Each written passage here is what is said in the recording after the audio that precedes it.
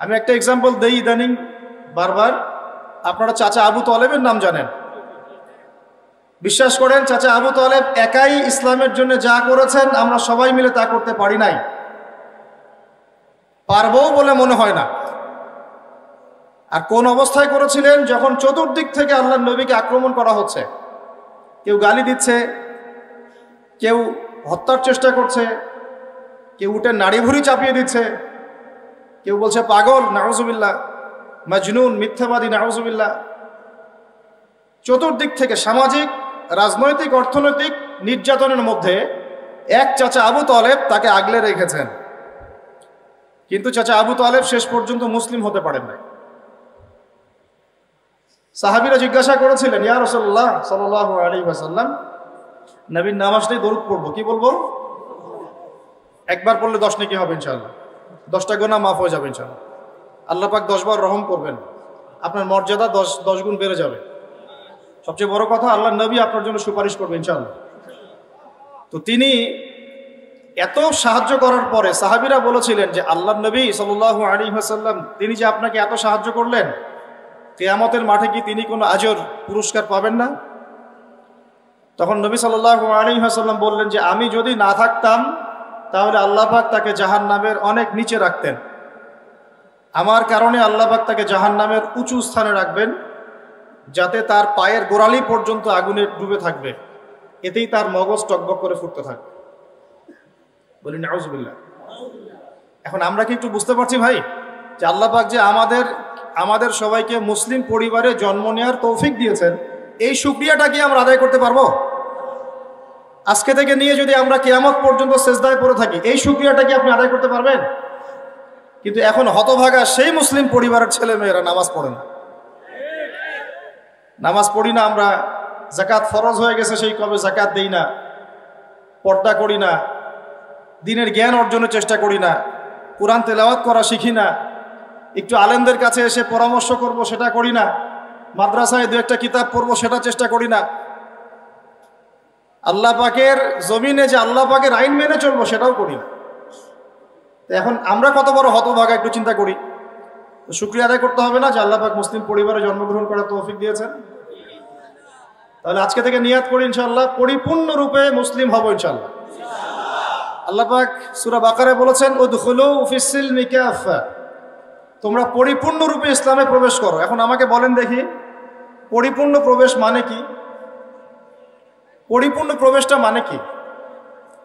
এই বোতলের মধ্যে পানি আছে, একটু ফাঁকা দেখা যায়, যায় কি যায় না? তাহলে কি বোতলটা পানি দিয়ে পরিপূর্ণ? না। যদি একদম টইটুম্বর থাকতো আমরা বলতাম বোতলটা পানিতে পরিপূর্ণ। এখন আমরা একটু চিন্তা করি যে আমরা যারা মুসলমান আছি, বাংলার মুসলিম, আমরা কি পরিপূর্ণরূপে ইসলাম পালন করতে পারছি কিনা বা করছি কিনা? আমাদের সামনে যতটুকু সুযোগ আছে এতটুকুই করছি কিনা? নামাজ পড়তে সরকার বাধা দেয়, রোজা রাখতে বাধা দেয়, যাকাত দিতে বাধা দেয়, পর্দা করতে বাধা দেয়। কিছু কিছু ইউনিভার্সিটি টেকনিক্যালি বলে আর কি পর্দা না করতে, তাই না? সরাসরি তো বলার সাহস পায় না। কিন্তু আপাত দৃষ্টিতে তো আপনার সামনে ইসলাম পালন করার সুযোগ আছে না নাই? কোরআন তেলাওয়াত করা শিখবেন, কেউ বাধা দিবে? মাদ্রাসা আমরা যদি করি প্রত্যেকটা গ্রামে গ্রামে, সরকার বাধা দিবে? বাধা দিলে তো সে শাসন ক্ষমতায় থাকতে পারবে না, তাই না? কারণ জনগণ তো মুসলমানদের চাহাত এর দিকে লক্ষ্য রেখেই তো তাকে শাসন কার্য পরিচালনা করতে হবে, নাকি? এখন আমাদের সামনে যে সুযোগ আছে এই সুযোগটুকু কি আমরা নিচ্ছি? আমরা কি সবাই মুসলিম, কালিমা পড়া মুসলিম? সবাইকে নামাজ পড়ছি? সবাই কি আমরা সুন্নতের উপর আছি? লেবাস, পোশাক, দাড়ি, টুপি, পাগড়ি, জুব্বা, পর্দা, হিজাব, যাকাত, আমরা কি সবাই যাকাত দিচ্ছি? রমজান মাসে অনেক মুসলমানই রোজা রাখে না। অর্থনৈতিক জীবনে আমরা হারাম খাচ্ছি কিনা, সুদ খাচ্ছি কিনা? সুদ হচ্ছে এখনকার বিশ্বের ফরজ। সুদ হচ্ছে এখনকার বিশ্বে কি ফরজ। এই যে আমি আপনাকে বলছি এই কথাটা, এর মানে এই না যে আমি সুদ থেকে সম্পূর্ণ মুক্ত। আমরা কেউই সুদ থেকে পরিপূর্ণ মুক্ত না। কারণ এই পুরো বিশ্বের অর্থনীতি পরিচালনা করে জায়নিস্টরা। কারা? এই শব্দ থেকে আমি পড়ে আসছি। জায়নিস্ট মানে ইহুদি না, জায়নিস্ট মানে হচ্ছে ইহুদি এবং খ্রিস্টানদের একটা মানে অ্যালায়েন্স বোঝেন কি না, মানে মিত্রতা। ইহুদি এবং খ্রিস্টানদের মধ্যে এক শ্রেণীর ইহুদি এক শ্রেণীর খ্রিস্টান, সব ইহুদি সব খ্রিস্টান নয়, ভালো করে বুঝবেন।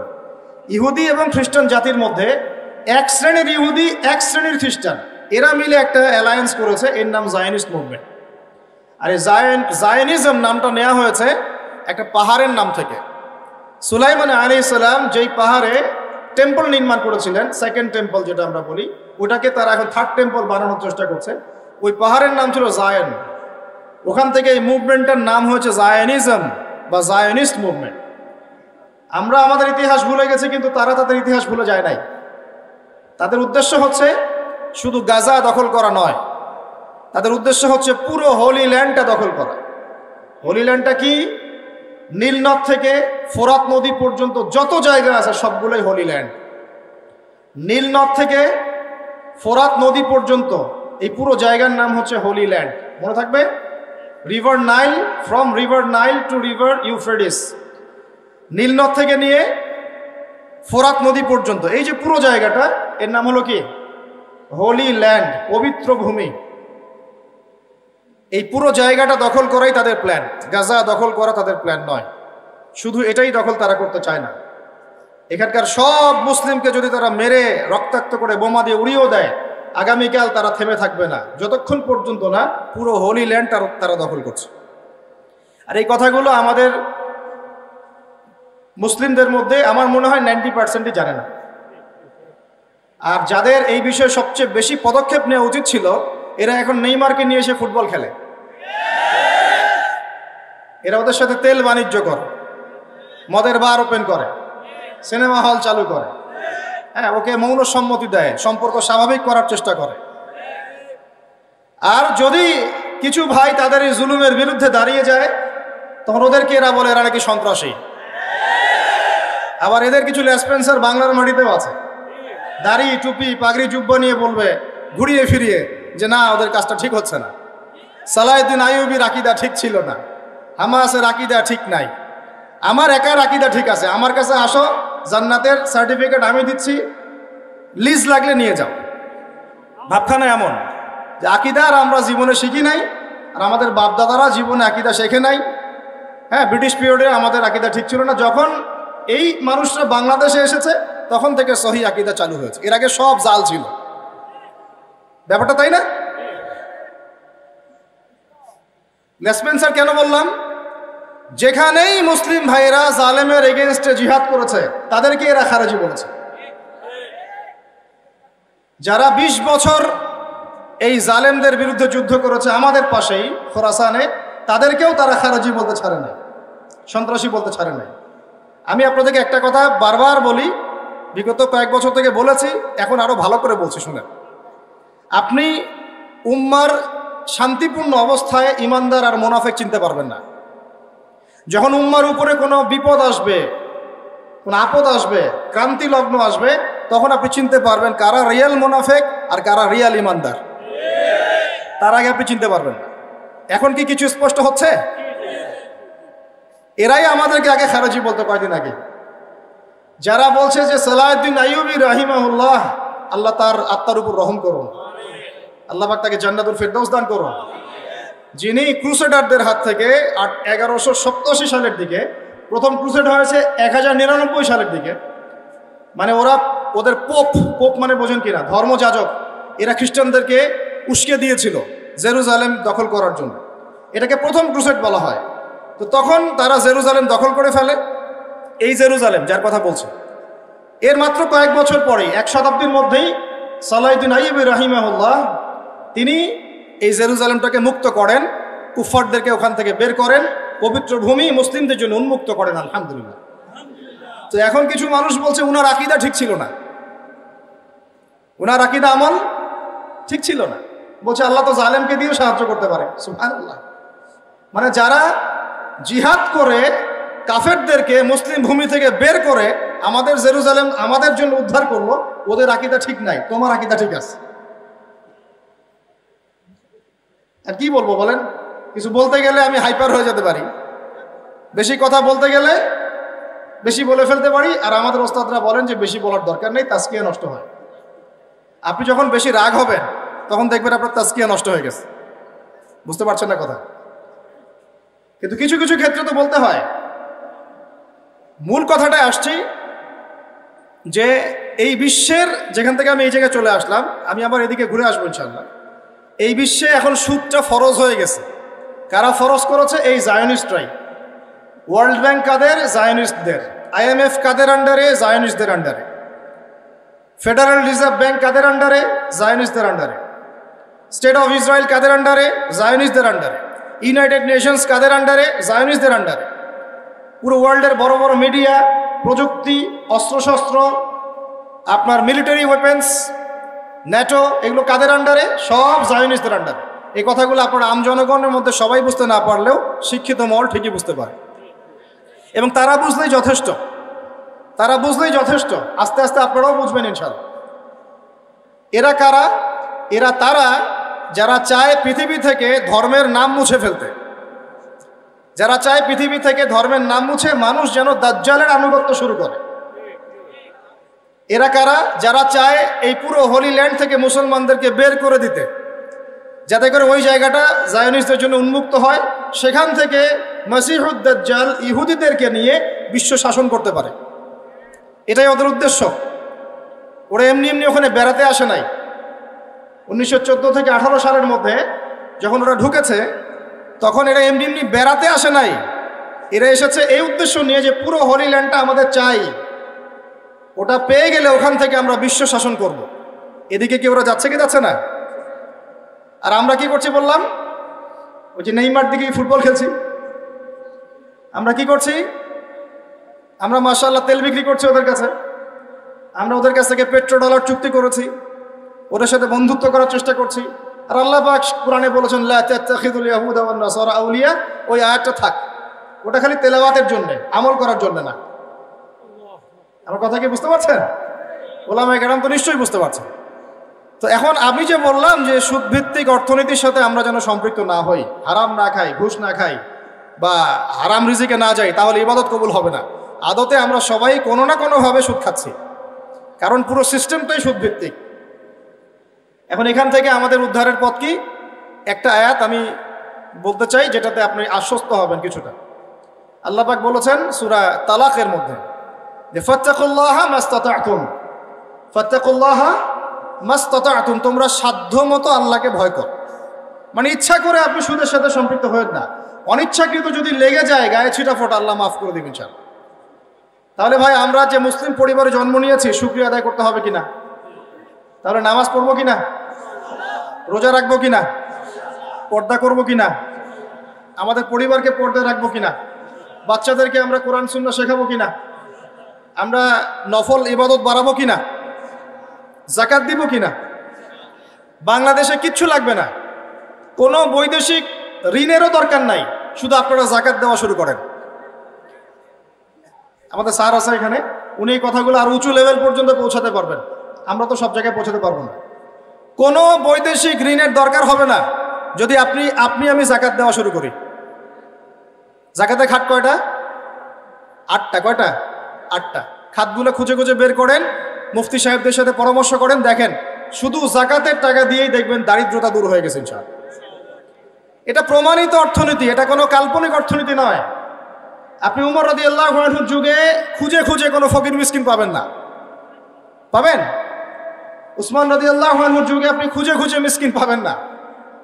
তাহলে তাদের সময় কিভাবে সম্ভব হলো, এখন কেন হয় না? কারণ হচ্ছে আমরা একে তো সুদভিত্তিক অর্থনীতির মধ্যে আছি, 1, 2 আমরা ওই যে পশ্চিমাদের এবং জায়নিস্টদের ঋণের জালে পড়ে গেছি, 2, আর 3 হচ্ছে আমরা যাকাত ছেড়ে দিয়েছি। মাঝে মাঝে আমরা দেই টুকটাক যাকাত মসজিদে, মাদ্রাসা, এখানে ওখানে, আর মনে করি যে আমি পাক্কা মুসলমান হয়ে গেছি।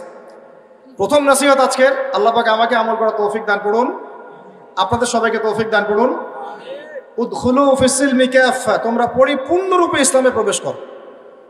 যতদিন পর্যন্ত আমরা পরিপূর্ণ মুসলমান না হচ্ছি, পুরো বিশ্বে মায়ের খাওয়া বন্ধ হবে না। যে মুসলমান নামাজ পড়ে না সে কেন মায়ের খাবে না আমাকে বুঝান।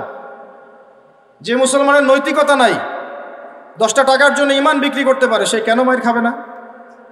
যে বোন পর্দা করার ফুরসতই পাচ্ছে না, তার কাছে মনে হচ্ছে দেহের প্রদর্শনীই মনে হয়, এটাই মনে হয় ভালো, তো সে কেন মায়ের খাবে না, কেন ধর্ষণের শিকার হবে না? আমাকে বুঝান। যখন আমরা হারাম খাচ্ছি, কিভাবে আমাদের দোয়া আরো সে আজিমে পৌঁছাবে, আমাকে বুঝান। আর যখন আমরা রাষ্ট্রীয়ভাবে, জাতিগতভাবে আল্লাহর হুকুম আহকাম বিধানকে পাশ কাটিয়ে মানবরচিত বিধান চর্চা করছি, আল্লাহর রহমত কিভাবে নেমে আসবে, আমাকে বুঝান। আমি বুঝি না ভাই, আমাকে বুঝান। কোন অপশন আছে? একটা বিষয়ে কান খুলে শুনে রাখেন, আসন্ন সময়গুলোতে এই বিশ্বে শুধুমাত্র ইসলাম থাকবে, আর কিচ্ছু থাকবে না। আল্লাহ পাক এমন একটা প্রজন্ম অচিরেই নিয়ে আসবেন যারা এই রকম ইসলাম পালন করবে না, যারা 100% ইসলাম পালন করবে ইনশাআল্লাহ।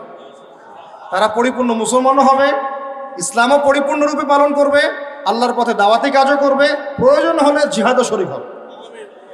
তখন দেখবেন ইনশাআল্লাহ এমন একটা প্রজন্ম আসছে, ওই প্রজন্মের কাছে এই জায়নিস্টরা বলেন আর পশ্চিমারাই বলেন, কেউ পেরে উঠবে না ইনশাআল্লাহ। আমি খোলামেলা কথা বললাম একদম, এই প্রজন্ম সামনে আসছে ইনশাআল্লাহ। আল্লাহ নবী বলেছেন এমন একটা জৈশ আসবে, যেই জৈশ ফালা নি'মাল আমিরু আমিরুহা ওয়ালা নি'মাল জাইশু যালিকাল জাইশ, কতই না উত্তম সেই বাহিনীর আমির আর কতই না উত্তম সেই সেনাবাহিনী। পৃথিবীর কোনো পরাশক্তি তাদের সাথে যুদ্ধ করে পারবে না। আস্তে আস্তে আস্তে আস্তে ওরা বাইতুল মুকাদ্দাস পর্যন্ত জয় করবে, কেউ ঠেকাতে পারবে। এখন বিশ্বের চিত্র দেখে কি আপনার এটা মনে হচ্ছে? এখন বিশ্বের চিত্র দেখে কিন্তু মনে হচ্ছে না। এখন বিশ্বের চিত্র দেখে মনে হচ্ছে সবকিছু আমাদের নেগেটিভ, আমাদের এগেনস্টে যাচ্ছে, তাই না? পুরো বিশ্বে আমাদের কোনো খেলাফত নাই, একটু বোঝেন। পুরো বিশ্বে আমাদের কোনো খেলাফা স্টেট নাই। খেলাফা স্টেট মানে কি?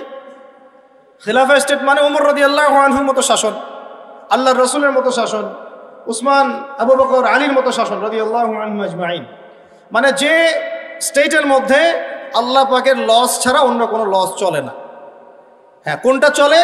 যেটা আল্লাহ এবং তার রাসূলের আইনের অনুকূলে সেটা চলে, প্রতিকূলে কোনো কিছু চলে না। এটা খিলাফা স্টেট। সেখানে যে আমির বা যে নেতা, সে আল্লাহর কাছে জবাবদিহিতায় বাধ্য, জনগণের কাছে জবাবদিহিতায় বাধ্য না। আমার কথা বুঝতে পারছেন? সেখানে বেশিরভাগ মানুষ কি বললো সেটা বড় কথা না, আল্লাহ এবং তার রাসূল কি বললেন সেটা বড় কথা। মানে বেশিরভাগ মানুষ যদি বলে সুদ হালাল, তার মানে এই না যে হালাল হয়ে যাবে। বুঝতে পারছেন কথা? আর বেশিরভাগ মানুষ যদি বলে মদ হালাল, তার মানে এই না যে মদ হালাল হয়ে যাবে। মনে করে আপনি ভোটাভুটি দিচ্ছেন, ভোটাভুটি করছেন, এখানে বেশিরভাগ বললো যে মদ হালাল হোক, খাওয়া যাবে, ভালোই তো। হ্যাঁ, বেপর্দায় চললে ভালোই, আমরা মেয়েদেরকে দেখতে পারলাম, নাউজুবিল্লাহ। তারপরে সুদ হালাল হলে কি সমস্যা, সবাই খেয়ে আমরা খেলে কি সমস্যা? তো এখন বেশিরভাগ রায় এদিকে পড়লো, আর এই 10-5টা মুসলিম মিসকিন তারা বলছে না এগুলো হারাম। খিলাফা স্টেট মানে হচ্ছে ওই 10 জন মানুষের রায় গ্রহণযোগ্য হবে, এই 100 জনেরটা হবে না। কথা বুঝতে পারছেন কি পারছেন না? একটু শোরগোল করেন না, একটু মনোযোগ দেন। এখন পুরো বিশ্বে কি এমন কোন স্টেট আছে আপনার? আছে? কোথায় আছে? আবুধাবিতে, কাতারে, কুয়েতে? এই মাশাআল্লাহ, একটা কথা বলেছেন। খোরাসান, এখানে ট্রাই করছে, কত বছর যুদ্ধ করলো? 20 বছর। আমরা দোয়া করি আল্লাহ পাক প্রত্যেক মুসলিম রাষ্ট্রের রাষ্ট্রপ্রধানদেরকে শক্তিশালী করুন এবং তাদেরকে ইসলাম বোঝার তৌফিক দান করুন, তাদেরকে আল্লাহ পাকের জমিন আল্লাহর খলিফা হওয়ার তৌফিক দান করুন। দোয়া করতে কোনো সমস্যা? আল্লাহ পাক চাইলে আমাদের এই দেশটা এত উন্নত হবে, একদিন আমরা দেখবেন ইনশাআল্লাহ জাতিসংঘে ভেটো পাওয়ার দিব ইনশাআল্লাহ। যদিও এটা একটা কাল্পনিক স্বপ্নের মতোই, কিন্তু স্বপ্ন দেখতে দোষ আছে। তবে আমি নিশ্চিত, এটা আমি আমার কনফিডেন্স থেকে বলছি, ইমামুল মাহদি আসার সময় ইউনাইটেড নেশনস বলে কোনো নেশনস থাকবে না ইনশাআল্লাহ। ঈসা আলাইহিস সালাম যখন আসবেন তখন জাতিসংঘ বলে কোনো সংঘ থাকবে না ইনশাআল্লাহ। আপনাদের কি মনে হয় ঈসা আলাইহিস সালাম যখন আসবেন, এসে জাতিসংঘে গিয়ে বলবেন আমার খেলাফা রাষ্ট্র কায়েমের অনুমোদন দেন? আপনার তাই মনে হয়? সে বলবে যে আমাকে ডলার দেন, ডলার দিয়ে কেনা বেচা করবো? হ্যাঁ, সে বলবে যে আপনার রেজুলেশন পাস করেন, আমি প্যালেস্টাইন থেকে, জেরুজালেম থেকে ইসলামী খেলাফত কায়েম করতে চাই, আমাকে সমর্থন দেন। তিনি কি এগুলো করতে যাবেন? আপনার মনে হয় তিনি এসে ওয়ার্ল্ড ব্যাংকে গিয়ে বলবেন আমাকে লোন দেন, IMF-এ গিয়ে বলবেন আমাকে লোন দেন? তার মানে ওই সময় এগুলোর কোনো অস্তিত্বই থাকবে না ইনশাআল্লাহ। এটা বোঝাই যাচ্ছে থাকবে না ইনশাআল্লাহ। এখন কথা শোনেন, সারা ওয়ার্ল্ডের অবস্থাটা একটু দেখেন, আমাদের অবস্থা দেখেন। আমাদেরকে এরকম কোনো খিলাফা স্টেট আছে? নাই। শেষ হয়ে গেছে কত সালে? 1914 সালে। কত সালে? তার আগ পর্যন্ত কিছু কিছু জায়গায় এটা ছিল। 14 সালে ধ্বংস হলো কার হাতে? ব্রিটিশদের হাতে। কার হাতে? আর ভিতর থেকে কিছু মুনাফিক কাজ করেছে, নাজদিরা। এই নাজদিরা ব্রিটেনের সাথে হাত মিলিয়ে জেরুজালেম দখল করে এটাকে ইহুদিদের হাতে তুলে দিয়েছে। খুশি হলেন? ব্রিটেন এটা দখল করে কিন্তু নিজে সেখানে থাকে নাই, সে ওটা দখল করে ইহুদিদের জন্য খুলে দিয়েছে। আর আপনাদেরকে জানিয়ে রাখি, এই ঘটনার 2000 বছর আগ পর্যন্ত এই ইহুদিরা এখানে ঢুকতে পারে নাই। কত হাজার বছর? 2000 বছর পর এই ঘটনা ঘটেছে। তাহলে ঘটনার আপনার কাছে বিস্ময়কর মনে হচ্ছে না? 2000 বছর পর এই ব্রিটেনের হাত ধরে তারা এখানে ঢুকেছে। আর আমাদের মুসলিমদের মধ্যে নাজদিরা সহযোগিতা করেছিল। তারা এই 5000 পাউন্ড, মাসিক 5000 পাউন্ডের বিনিময়ে উম্মার সাথে গাদ্দারি করে ব্রিটেনের সাথে হাত মিলিয়ে তুর্কিদের বিরুদ্ধে যুদ্ধ করেছে। চিন্তা করতে পারেন? এই যে রাজাকার একটা কথা বলি না আমরা, এটা প্রত্যেক যুগে যুগেই ছিল। এই যে মীর জাফর একটা কথা বলি না, যুগে যুগেই ছিল। এই যে ঢুকলো ইহুদিরা আর জায়নিস্ট, আর বের হওয়ার নাম নাই। এটা 2023 সাল চলছে। আর আপনাকে বলে দিলাম যে ওরা তো আর এখানে বেড়াইতে আসে নাই, আসছে পুরো হোলি ল্যান্ডটা দখল করে দাজ্জালের জন্য এই রাষ্ট্রটা উন্মুক্ত করতে, যাতে সে এখান থেকে পুরো বিশ্ব শাসন করতে পারে। এবার কি মিলাতে পারছেন কিছু? এবং এই বিগত প্রায় 100 বছরে হয়তো এমন কোনো দিন নাই যেদিনে তারা কোনো ফিলিস্তিনি মুসলিমকে নির্যাতন করে নাই, বাড়িঘর থেকে উৎখাত করে নাই, জমি দখল করে নাই, বাচ্চাকে হত্যা করে নাই, মা বোনকে ধর্ষণ করে নাই। হয়তো বা এমন কোনো দিনই না। আর পরিসংখ্যান কি, এটা আপনারা গুগলে সার্চ করলে বের করতে পারবেন। জুলুমের পরিসংখ্যান কি, আপনারা গুগল সার্চ করে বের করতে পারবেন। এই তো অক্টোবরের এই যে এই মাস ধরে চলছে, এই মাসেই তো অলরেডি 7 থেকে 8 হাজার মানুষকে তারা মেরে ফেলে নাই? চতুর্দিক থেকে মানুষ তামাশা দেখছে। মনে করেন এখানে আমরা বসবাস করছি, এদিকেও জায়গা নাই, এই যে বর্ডার বন্ধ, এটা মিশরের বর্ডার, এটা বন্ধ। ওইদিকে ইসরায়েল দখল করে রাখছে, ওইদিকেও যাওয়ার জায়গা নেই। আমরা এইটুকু জায়গায় থাকি, এইটুকু জায়গায় থাকে 22 লক্ষ মানুষ। কত লক্ষ ভাই? আর এখানে স্থল অভিযান চালানোর মতো সৎসাহস ওই ইসরায়েলি সেনাবাহিনীর নাই। এই কারণে ওদের দেশ থেকে মিসাইল ছুটছে, আর এখানকার বিল্ডিংগুলো একটা একটা করে ধসে পড়ছে। আর একদিনেই 600 শিশু মরে শেষ। একটা মায়ের আর্তনাদ দেখলাম, বাচ্চাটা জন্মই নাই, মায়ের পেটের মধ্যেই শহীদ হয়ে গেছে। সুবহানাল্লাহ। এই ঘটনা নতুন না। আর এখন যদি এই জায়গায় এমন কোনো আক্রমণ হয় আর আপনারা যদি অস্ত্র হাতে নিয়ে প্রতিহত করেন, তাহলে আপনারা কি সন্ত্রাসী হয়ে যাবেন? যে আপনাদের বিপক্ষে কথা বলবে সে কত বড় মুনাফিক, তাহলে আপনি চিন্তা করেন। যাদের এলেম কালাম নাই তারা না হয় বলে বুঝলাম, দাড়ি টুপিওয়ালা আলেম কেমন করে কথা বলতে পারে? একজন দাড়ি টুপিওয়ালা আলেম যার কাছে কোরআন সুন্নাহর জ্ঞান আছে, সে কিভাবে এর বিরোধিতা করতে? এরপরে আপনাদের চিন্তা বাকি আছে যে ইমানদার কারা, মুনাফিক কারা। আল্লাহ শুকরিয়া যে আল্লাহ পাক মাঝে মাঝে এমন কিছু ঘটনা ঘটান পৃথিবীতে যার ফলশ্রুতিতে সত্য মিথ্যা একদম আলাদা হয়ে যায়। এদের কাছে ইসলাম শেখার দরকার নাই। বাংলাদেশে বহু বরেণ্য উলামায়ে কেরাম আছে, তাদের পদধ্বনি নেন, পায়ের ধুলা নিয়ে ইসলাম শেখেন। আমি একটা জিনিস লক্ষ্য করছি, বাংলাদেশের নির্দিষ্ট একটা ঘরানার মধ্যে এই ধরনের আলেমদের সংখ্যা বেশি। সব ঘরানায় না, একটা নির্দিষ্ট ঘরানার মধ্যে। কেন এই ঘরানার মধ্যে, এটাও চিন্তা করে বের করার চেষ্টা করলাম। কারণ ওই ঘরানার মানুষরা ভিতরে ভিতরে মাশাআল্লাহ একটা জিহাদি জজবা লালন করত। আমাদের ওলামায়ে দেওবন্দ ব্রিটিশ পিরিয়ডে যা যা করেছে এটা তো আপনারা জানেনই। ওই ঘরানার ভিতরে এমন কিছু মানুষ মানে দিন দিন তৈরি হচ্ছিল যারা দাওয়াত, জিহাদ, একামতে দিন এই কনসেপ্টগুলো লালন করত। তো টেকনিক্যালি ওই ঘরানার মধ্যেই এমন কিছু মুনাফিক মার্কা দাড়ি টুপি বলা ঢুকিয়ে দেওয়া হয়েছে যে ওই ঘরানার মানুষদের, ওই ভাইদের জন্য ইমানটা নষ্ট হয়েছে। তোমাদের জন্য আফসোস, তোমরা বুঝতে পারলা না যে সে তোমার বন্ধু না, তোমার শত্রু। সে তোমার আকীদা বিশুদ্ধ করতে আসে নাই, তোমাকে মুনাফিক বানাতে এসেছে। আকীদা শেখার অনেক বড় বড় শায়েখ আছে বাংলার মাটিতে, ওইখানে এসে শিখো। এমন আকীদা শিখতে যায় না যাতে ইসলাম থেকেই বের হয়ে চলে যায়। জালেমদের পক্ষ নিতে হয়, মাজলুমের বিপক্ষে কথা বলতে হয়, এমন আকীদা শেখার দরকার নেই। আমার কথা কি বুঝতে পারছেন? এর চেয়ে খোলামেলা বলা সম্ভব না। সমাজদার কেলি ইশারা কাফি, বুঝে নেন। মূল কথা হচ্ছে, সত্যি কথা হচ্ছে, আমরা এখন একটা কোণঠাসা অবস্থা আছি কি নাই? ওয়ার্ল্ডের মধ্যে আপনার এরকম কোনো জায়গা নেই। আমি বুঝালাম, এই জায়গায় যদি এত ঘনবসতি থাকে, মা বোনরা থাকে, শিশুরা থাকে, এদিকে বর্ডার বন্ধ, ওইদিকে ইসরায়েলি আগ্রাসন, তার মধ্যে আপনার পানি নাই, ইলেকট্রিসিটি নাই, খাবার নাই, আর আমি যে আপনাকে কিছু ত্রাণ পৌঁছাবো সেই সুযোগও নাই। একটা বিমান যে হায়ার করে আপনার কাছে গিয়ে ওখানে ল্যান্ড করে ত্রাণ দিব, সেই সুযোগ আমার কাছে নাই। চতুর্দিকে আমার চারপাশে প্রায় 12টা মুসলিম কান্ট্রি আছে। সৌদি আরব আছে, কাতার, কুয়েত, জর্ডান, লেবানন সবই আছে। ইরান মাঝে মাঝে অস্ত্র দিয়ে সাপোর্ট দেয়, হিজবুল্লাহ মাঝে মাঝে অস্ত্র দিয়ে সাপোর্ট দেয়। দ্যাটস অল, এতটুকুই। আর মাঝে মাঝে যখন এখানে বোমা হামলা করা হয়, নির্বিচারে মানুষকে হত্যা করা হয়, তারপরে কিছু ত্রাণ পাঠায় জাতিসংঘ, দেখানোর জন্য যে আমরা তোমাদেরকে খাওয়াই। তো এখন বলেন, এই মানুষগুলোর দুঃখ দুর্দশা আমরা কি আসলে বুঝতে পারছি? উম্মার অবস্থা কখনো এমন ছিল না, আল্লাহর কসম করে বলছি, উম্মার অবস্থা কখনো এমন ছিল না। চতুর্দিক থেকে মানুষ যেন গ্যালারিতে বসে ওদের মৃত্যু দেখতেছে, মজা করতেছে। গ্যালারিতে বসে ফুটবল খেলা মানুষ যেমন করে দেখে, এইভাবে আরবের রাষ্ট্রের নেতারা বসে বসে ওদের মৃত্যু দেখতেছে। বাংলাদেশের মতো ছোট দেশ যে সাহসটা দেখায়, ওরা সেই সাহস দেখাতে পারে না। ওয়াল্লাহি, আল্লাহর কসম, যদি আমরা মুসলিম কান্ট্রি হতাম এবং আমাদের যদি এরকম অস্ত্রশস্ত্র শক্তি সামর্থ্য থাকতো, আমরা ওদের বিপক্ষে জিহাদে সৈন্য পাঠাতাম ইনশাআল্লাহ।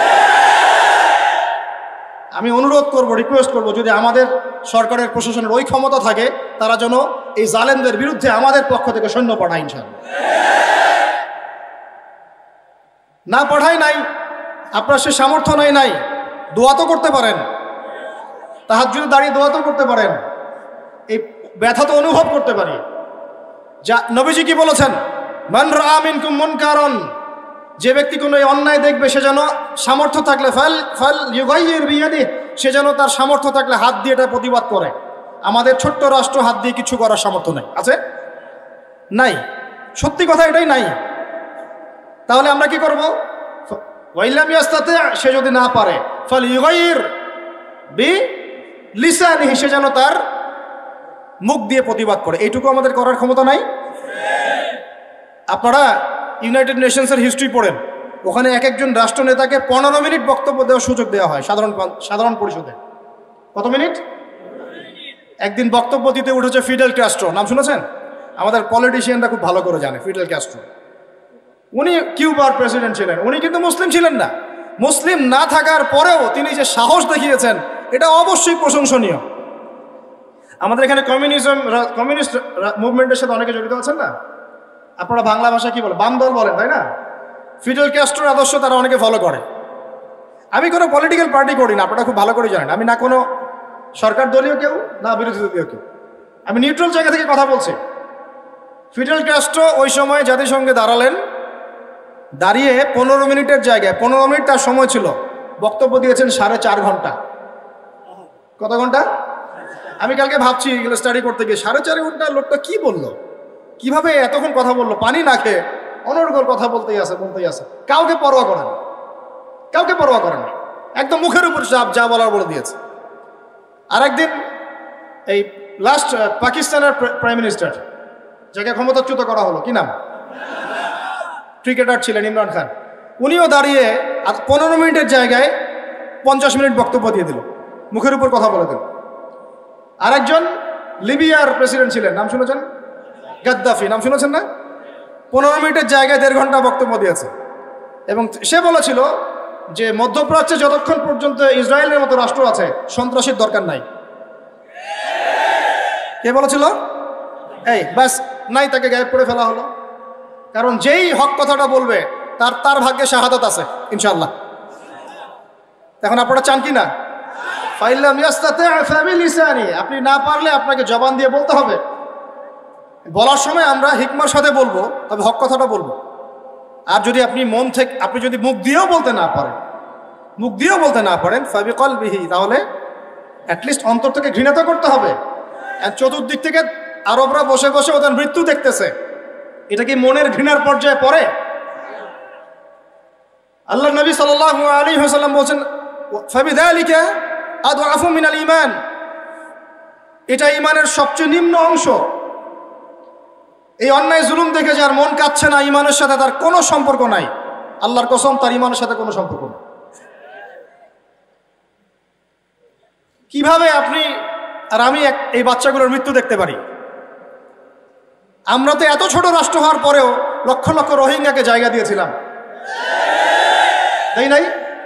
আমাদের ভাইরা 10 টাকা 5 টাকা 20 টাকা করে তুলে ওদেরকে খাইয়েছে, ত্রাণ দিয়েছে, সরকার সহযোগিতা করেছে, বিভিন্ন এনজিও কাজ করেছে, করে নাই?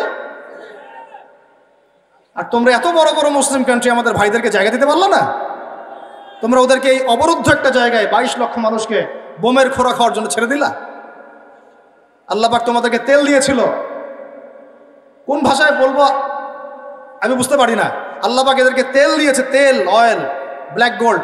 সবাই মিলে যদি বয়কট করে দেয়, ওদের একটা যুদ্ধ বিমানও ফ্লাই করবে না ইনশাআল্লাহ। তেল ছাড়া কিচ্ছু করতে পারবে না ওরা।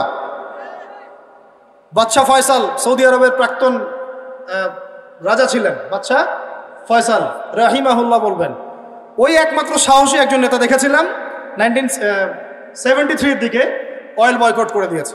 তেল দিব না, যা কি করার কর, যা, তেল বন্ধ।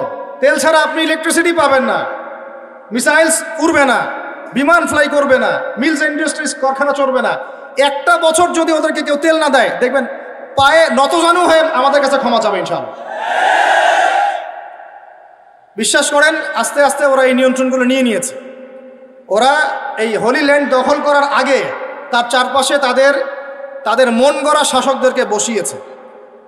ওরা এই হোলি ল্যান্ডটাকে দখল করার আগে নিজেদের, বলে না, নিজেদের রেসের ঘোড়া, এই ঘোড়াগুলোকে যার যার জায়গায় বসিয়েছে। একটা এক্সাম্পল দিই আপনাদেরকে। আপনারা জানেন না যে তালেবানদের উপর হামলা করেছিল এই যে ইউএসএ, মনে আছে আপনাদের? কোন মাটি ব্যবহার করে করেছে বলেন দেখি? এক্স্যাক্টলি পাকিস্তান। আর পাকিস্তানের মাটি ব্যবহার করে যদি ওদেরকে বম্বিং করতে হয়, তাহলে ওইখানে আমার এমন একটা গভর্নমেন্ট লাগবে যে আমার মতো করে কথা বলে, যে আমার অনুকূলে, আমার বাধা কুকুর, বুঝেন নাই, যে আমার পোষা কুকুর। না হলে তো মাটি ব্যবহার করতে দিবে না, তাই না?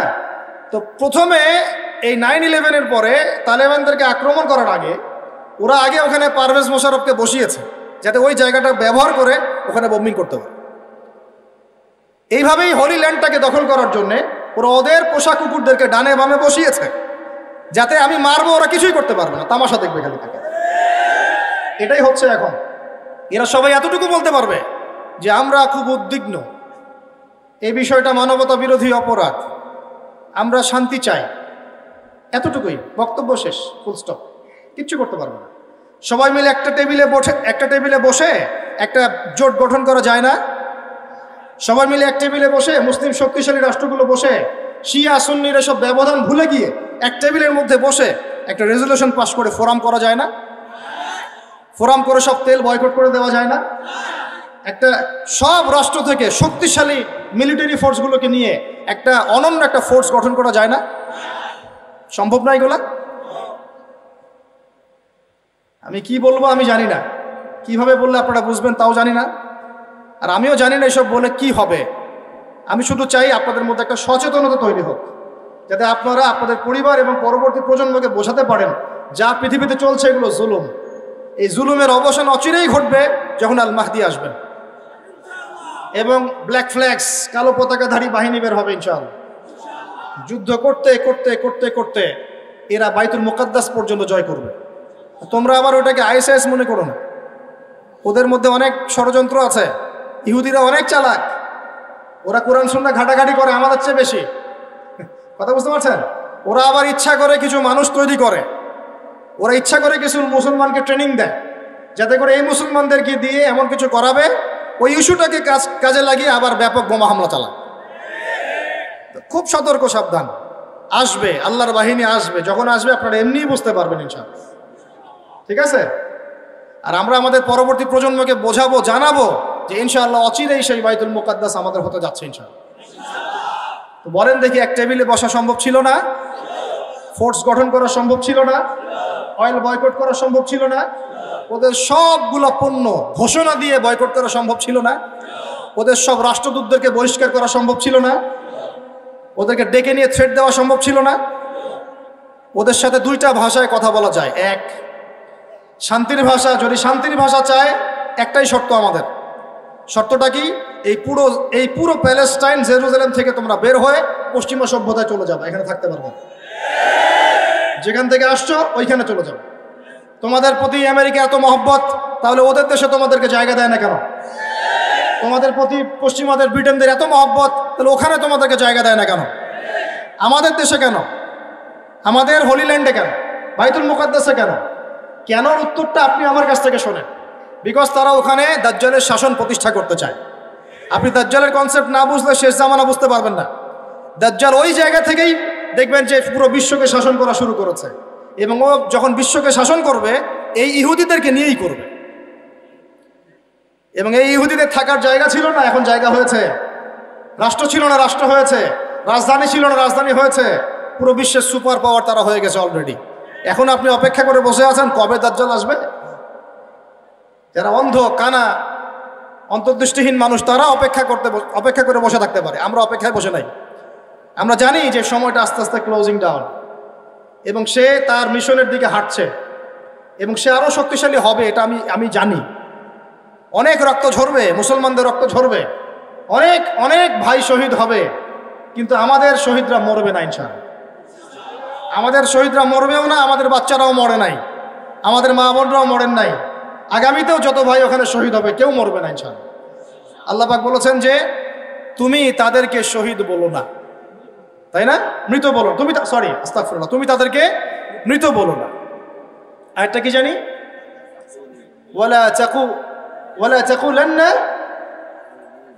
ولا تقولوا لمن يقتل في سبيل الله أموات ولا تقولوا لمن يقتل في سبيل الله أموات بل أحياء ولكن لا تشعرون। আল্লাহ পাক কত চমৎকার করে বলেছেন, তোমরা আল্লাহর রাস্তায় মৃতদেরকে, আল্লাহর রাস্তায় যারা মৃত বা ইন্তেকাল করেছেন, মারা গেছেন, তাদেরকে তোমরা মৃত বলো না। আল্লাহর রাস্তায় যারা নিহত হয়েছে তাদেরকে তোমরা মৃত বলো না, বরং তারা জীবিত, তোমরা বুঝতে পারো না। অন্য আয়াতে আছে তাদেরকে রিজিক দেয়া হয়, তাদেরকে রিজিক দেয়া হয়। জাফর ইবনে আবি তালেব রাদিয়াল্লাহু আনহু আল্লাহর নবীর আপন চাচাতো ভাই, চাচা আবু তালেবের ছেলে। আলী ইবনে আবি তালেব, জাফর ইবনে আবি তালেব। জাফর ইবনে আবি তালেব রাদিয়াল্লাহু আনহু যুদ্ধ করতে গিয়েছেন, মোতার যুদ্ধে। কোন যুদ্ধ? আল্লাহর নবী তিনজনকে সেনাপতি বানালেন, যায়েদ ইবনে হারেসা, আব্দুল্লাহ বিন রাওয়াহা এবং জাফর ইবনে আবি তালেব। কোন যুদ্ধে তিনটা অধিনায়ক লাগে নাকি? একজন লাগে। তাহলে সাহাবীরা বুঝে ফেললেন যে আমরা এই যুদ্ধে গেলে শহীদ হব নিশ্চিত। কথা বুঝতে পারছেন? সবাই বিদায় নিয়ে চলে গেলেন। ওদের সৈন্য সংখ্যা প্রায় 2 লক্ষ। কত লক্ষ? মুসলিমদের সৈন্য সংখ্যা মাত্র 3000, মাত্র 3। আল্লাহ নবী বললেন, যদি যায়েদ ইবনে হারেসা শহীদ হয়, আব্দুল্লাহ বিন রাওয়াহা তুমি পতাকা নিয়ে নিও। আব্দুল্লাহ বিন রাওয়াহা যদি শহীদ হয়, তাহলে জাফর তুমি পতাকা নিয়ে নিও। জাফরও যদি শহীদ হয়, তাহলে তোমাদের মধ্যে কোনো একজনকে তোমরা আমির বানিয়ে নিও। পরে আমির বানানো হয়েছিল সাইফুল্লাহিল মাসলুল, খালেদ বিন ওয়ালিদ রাদিয়াল্লাহু আনহু, এবং তার হাতেই বিজয়টা হয়েছিল। পরে 3000 সৈন্য নিয়ে তিনি 2 লক্ষ সৈন্য ঠেকিয়ে দিয়েছেন। সুবহানাল্লাহ। তো জাফর রাদিয়াল্লাহু আনহু যখন শহীদ হন, প্রথমে তার ডান হাত পড়ে যায়। ওই যে দেখছেন না, এক বাবা হাত নিয়ে ঘুরছে বাচ্চার, আর এক হাত খুঁজে পায় না, দেখছেন না আপনারা? ডান হাত পড়ে গিয়ে বাম হাত দিয়ে তরোয়াল চালানো শুরু করলেন। ওই যুদ্ধ তখন সত্যিকারের যুদ্ধ ছিল, এই তোমাদের মতো কাপুরুষের যুদ্ধ না, যে 100 মাইল দূর থেকে মিসাইল ছুড়বো আর এখান থেকে আমি ঠাস করে মরে যাব। তখনকার যুদ্ধ ছিল ম্যান 1-on-1 ব্যাটল। তুমি সামনে অস্ত্র নিয়ে আসো, আমি সামনে অস্ত্র নিয়ে গেলাম, এরপরে দেখি কার কত ক্ষমতা। এমন ছিল না বিষয়টা? 1-on-1 ব্যাটল ছিল। আর তখন সাহাবীরা ছোটবেলা থেকেই এগুলোতে প্রশিক্ষিত ছিলেন। নতুন না বিষয়গুলো, তারা ছোটবেলা থেকেই প্রশিক্ষিত ছিলেন, তীরন্দাজ ছিলেন, ঘোড়সাওয়ার ছিলেন তখনকার যুগের প্রেক্ষাপটে। তো তারপর তিনি বাহাতে তরোয়াল চালানো শুরু করলেন, এক পর্যায়ে বাহাতে পড়ে গেল। এরপর এই থুতনি দিয়ে তিনি পতাকাটা ধরে রাখছেন এভাবে। মোতার যুদ্ধের ইতিহাসটা পড়ে দেখেন, থুতনি দিয়ে এভাবে পতাকাটা ধরে রাখছেন। পতাকার মান, পতাকার সম্মান। আর সেই পতাকা আমাদের হাত থেকে পড়ে গেল, আরবের লোকজন তাকায় তাকায় দেখতেছে, সারা মুসলিম বিশ্ব তাকায় তাকায় দেখতেছে। এই গুনাহের ভার আল্লাহর কসম আপনার আমার সবার উপর বর্তাবে, কোনো উপায় নাই, সবার উপর বর্তাবে। আল্লাহ যেন মাফ করেন, আল্লাহ পাক মাফ করবেন না। আমি আল্লাহকে চিনি, আল্লাহ পাক মাফ করবেন না এভাবে, যতক্ষণ পর্যন্ত না আল্লাহ পাক এগুলোর হিসাব নিচ্ছেন। কারণ ওলামায়ে কেরামকে জিজ্ঞাসা করে দেখেন, একটা মুসলিম রাষ্ট্রে যদি একজন মুসলিম নারীকে ধর্ষণ করা হয়, উঠিয়ে নিয়ে চলে যাওয়া হয়, রেপ করা হয়, অথবা একজন মুসলিম ভাইকে নির্মমভাবে হত্যা করা হয়, তাহলে ফতোয়া কি করা উচিত? তখন সবাই মিলে ওই জালেমের বিরুদ্ধে দাঁড়ানো ফরজ। যদি সে দাঁড়াতে না পারে তার প্রতিবেশী দাঁড়াবে, সে না পারলে তার প্রতিবেশী দাঁড়াবে, আর যখন সেও পারবে না পুরা উম্মাহ একসাথে মিলে দাঁড়াতে হবে। সেটা কি হয়েছে? করতে পেরেছি? পতাকা ধরে রাখলেন এইভাবে, পতাকা পড়তে দিলেন না। এক পর্যায়ে এক কাফেরের তরবারের আঘাতে তার শরীরটা দ্বিখণ্ডিত হয়ে গেল। এদিকে মদিনায় নবী সাল্লাল্লাহু আলাইহি ওয়াসাল্লাম খবর পেয়ে গেলেন। খবর পেয়ে বলছেন, এইমাত্র জাফর শহীদ হলো, এইমাত্র জাফর শহীদ হলো। সুবহানাল্লাহ। তখন তিনি, তার চোখ দিয়ে পানি পড়ছে, তিনি জাফরের বাসায় চলে গেলেন, ছুটে চলে গেলেন জাফর ইবনে আবি তালিবের বাসায়। তার ছোট ছোট বাচ্চা ছিল। আপনার আমার বাচ্চা নাই? ছোট ছোট বাচ্চা, তাদেরকে বুকে জড়িয়ে কান্নাকাটি করছেন। সাহাবীরা বলছেন, ইয়া রাসূলুল্লাহ, আপনি আল্লাহর রাসূল হয়ে কান্নাকাটি করছেন? নবীজি বলে, এটা আল্লাহর রহমত, এটা আল্লাহর রহমত। যে কাঁদতে পারে না তার মন তো পাষাণ। জাফর শহীদ হয়ে গিয়েছে। তারপরে তিনি হাসলেন, আমাদের নবী হেসে উঠলেন। সাহাবীরা বললেন যে, আপনি একটু আগে কাঁদলেন, এখন হেসে উঠলেন? নবীজি বললেন, এই মাত্র আমি দেখলাম যে জাফরকে দুজন ফেরেশতার মাধ্যমে আমার সামনে দিয়ে নিয়ে যাওয়া হলো। আমি দেখলাম জাফর জান্নাতে, তার দুই হাত, যে দুই কাটা হাত, এই দুই কাটা হাতের বদৌলতে আল্লাহ পাক তাকে জান্নাতে দুইটা পাখা দিয়েছে, সে জান্নাতে উড়ে বেড়াচ্ছে, ফল খাচ্ছে। এই দৃশ্য দেখে আমি হেসে উঠলাম। তো আমি এই জন্য বলছি, আমাদের শহীদরা মৃত নয়, আমাদের শহীদরা মৃত নয়। আমাদের এই মা, বোন, শিশু, নারী যাদেরকে মেরে ফেলা হয়েছে, এরা কেউ মৃত নয়। ইনশাআল্লাহ তারা জীবিত আছে। এবং তারা এখন আল্লাহ পাককে কি বলছেন জানেন? তারা আল্লাহকে বলছেন, আল্লাহ আমাদেরকে আরেকবার ফিরিয়ে দাও, আরো একবার এদের বিরুদ্ধে যুদ্ধ করে যেন শহীদ হয়ে আসতে পারে। এখন অবস্থা একটু বোঝেন, পুরো বিশ্বে এরা শক্তিশালী কি না? শক্তিশালী, এটা স্বীকার করতে হবে। কারণ ওদের সাথে পুরো পশ্চিমারা আছে, ন্যাটো আছে, ইউনাইটেড নেশনস আছে, ব্যাংকিং সিস্টেম আছে, ওদের পারমাণবিক অস্ত্র আছে, হ্যাঁ, ওদের বড় বড় নিউক্লিয়ার মিসাইলস আছে, ওদের মিডিয়া আছে, মিডিয়া দিয়ে প্রোপাগান্ডা চালায়, মানুষের ব্রেন ওয়াশ করে রেখে দিতে পারে। ওদের অর্থনৈতিক ক্ষমতা আছে, যে কাউকে অর্থনৈতিক অবরোধ দিয়ে দিতে পারে। বললো যে তোমাদের স্যাংশন দিয়ে দিব, যে বললো না কয়দিন আগে আমাদেরকে, কি দিব? স্যাংশন। মানে ওটা হচ্ছে বাপের সম্পত্তি, যখন চায় জাগে ইচ্ছা দিয়ে দেয়। মানে স্যাংশন মানে কি? আপনার টাকার মানটা কমায় দিবে, একদম ফেলে দিবে। মানে আপনার এক বোতল পানি কিনতে তখন দেখা যাবে যে 300 টাকা লাগছে, এখন 20 টাকা লাগছে, তখন লাগবে 300 টাকা। মানে হাহাকার অবস্থা। Sanction, economic sanction. তখন ইনফ্লেশন হয়। ইকোনমিক্সের ভাষায় ইনফ্লেশন মানে হচ্ছে কি বুঝেন? মানে এটা বলে মুদ্রাস্ফীতি। মানে আপনার টাকাটা ফুলে যায় এমন না। মুদ্রাস্ফীতি মানে টাকা স্ফীত হয়ে গেছে এমন না, মানে টাকার মানটা ধাপাস করে পড়ে যায়। যেহেতু অর্থনৈতিক কন্ট্রোল তার কাছে, ব্যাংকিং সিস্টেম তার কাছে, এই কারণে ও চাইলে এটা করতে পারে। কিন্তু এত কিছুর পরেও এই বছর, এই 2023 সালে ওদের মুদ্রা ব্যবস্থাকে বুড়া আঙ্গুল দেখিয়ে আফগানি মুদ্রা হয়েছে সবচেয়ে সেরা। এটা কি জানেন? আর কিভাবে হয়েছে আপনার একটু ঘাটাঘাটি করে দেখেন। জাকাত দিয়েছে ওরা, কি করেছে? জাকাত দিয়েছে। ওরা দ্বৈত মুদ্রানীতি চালু করেছে। এটা তো অনেকে বুঝবেন না। মানে আমাদের দেশে একক মুদ্রানীতি, ওরা দ্বৈত মুদ্রানীতি। মানে শুধু ডলারেই সবকিছু হয় না, ওখানে রুপিও কাজ করে, ইরানি রুপিও কাজ করে, পাকিস্তানি রুপিও কাজ করে। তার মানে একটা মুদ্রার একচ্ছত্ব অধিকার থাকে না, তখন এই অর্থনীতির মধ্যে একটা অন্যরকম ব্যালেন্স আসে। ওরা অনেক স্মার্ট। আপনারা যে মোল্লাদের দৌড় মসজিদ পর্যন্ত বলেন, এই ভাইরা অনেক স্মার্ট। আল্লাহ পাক তাদেরকে আরো শক্তিশালী করুন, দোয়া করুন। এখন কিছু মানুষ তো বলে বেড়ায় অনলাইনে যে ওরা তোমাদের জামাই হয়।